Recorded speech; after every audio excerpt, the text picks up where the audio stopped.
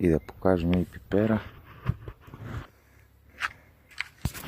Да видим, че не съм го лазал 2 дена. Да видим има ли чушчици. Охо! Ето я! Ето я, бе! Браво, Михаил! Охо! Ето и моите шампионки. Охо! Има.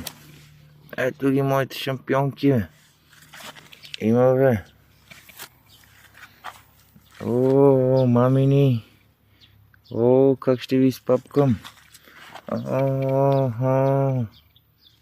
Ето ги, бе. Ето ги, бе. И да го покажем. И отгоре.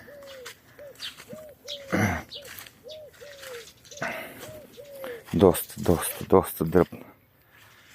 Ей, така кокошетор, това е голема работа. Това как посолих покрай стръкчето.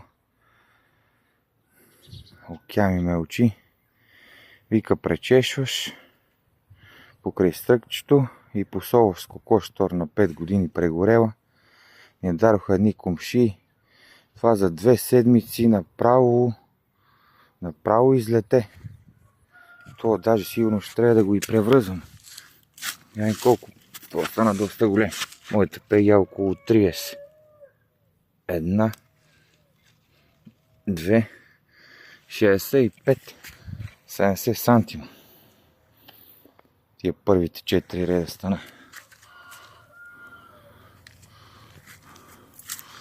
Но на всички вече имат цвят. А първите редове имат и чушчици.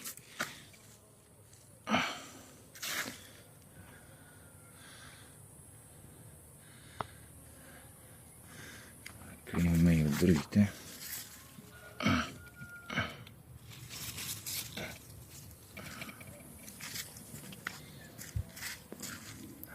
И сега вече няма пипане.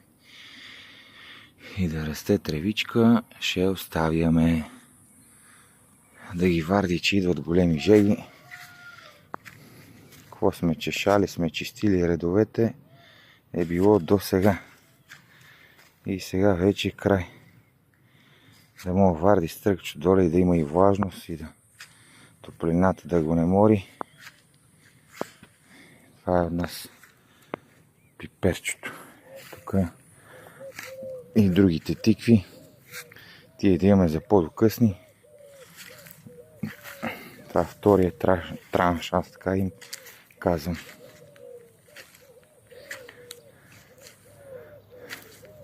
А това са тия началото на май, където ги садихме, доста късахме от тех. Защото те още някой ден и край. Доста късахме и от тях.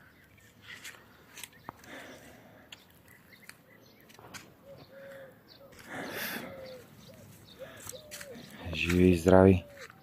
Хубав и успешен ден ви желая!